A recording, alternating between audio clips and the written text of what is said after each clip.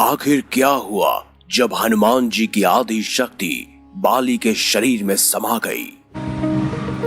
जय श्री राम। रामायण के काफी नेगेटिव पात्रों में से एक नेगेटिव पात्र थे बाली जी। बाली जी के अंदर इतनी पावर थी, वरदान था उन्हें कि अगर दुश्मन उनके सामने लड़ने के लिए आ जाए तो वरदान के कारण उनकी आदि शक्ति उसके अंदर आ जाती थी, बाली के अंदर। और जब सामने वाले की आदि शक्ति बाली के अंदर आ जाती थी तो दूसरा बंदा क्या कर सकता था? वो धराशायी हो जाता था, उसको हारना पड़ता था या वो मारा जाता था बाली के द्वारा।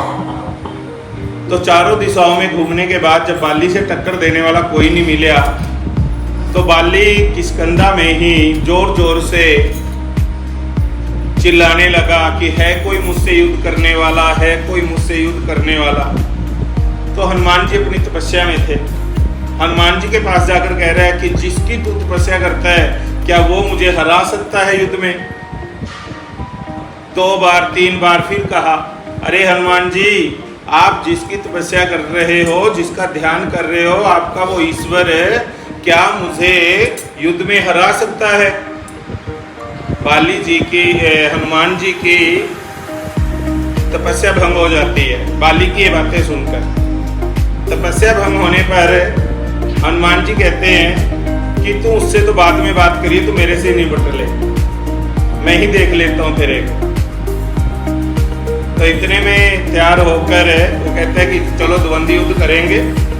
तो बाली भी द्वंद्व युद्ध करने के लिए तैयार होने के लिए चला जाता है और हनुमान जी भी।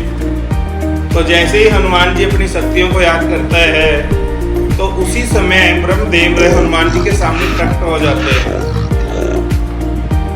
ब्रह्मदेव जी कहते हैं हनुमान जी को कि तूने इतनी शक्तियों की जरूरत नहीं है, तू सिर्फ अपनी 10% शक्ति ही लेकर उसके सामने चले आ जा।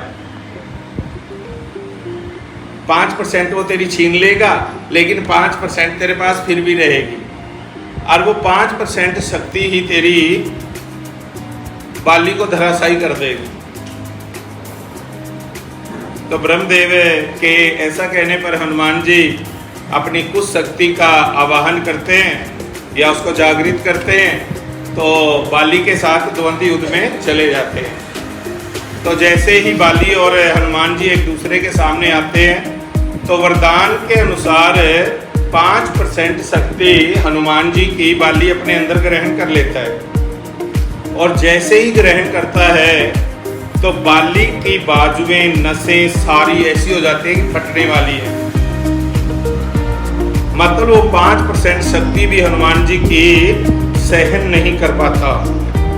तो इतना वेग था हनुमान जी के अंदर।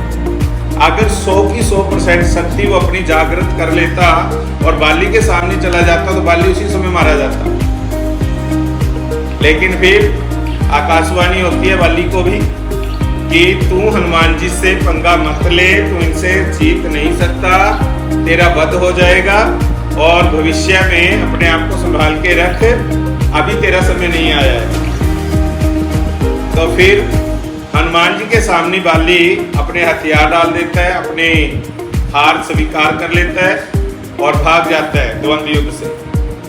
पराक्रमी हैं हनुमान जी, राम भक्त हनुमान जी, जो आज भी हमारे बीच में जिंदा है। और जब तक ये दुनिया रहेगी, ये सृष्टि रहेगी, तब तक हनुमान जी हमारे बीच में जीवित रहेंगे। तो एक बार सभी भगवान श्री राम का और हनुमान जी का जयकारा लगाएंगे। बोलो वीर बजरंगी की जय, बोल सियापति रामचंद्र की जय। शाबाश, हर हर महादेव, जय श्री राम, जय श्री राम। आओगे नहीं तो कौन भला मुश्किल में साथ निभाएगा, तेरे होते कर लाज गई झूठा रिश्ता कहलाएगा। तेरे होते न हो बेहार मेरा विश्वास।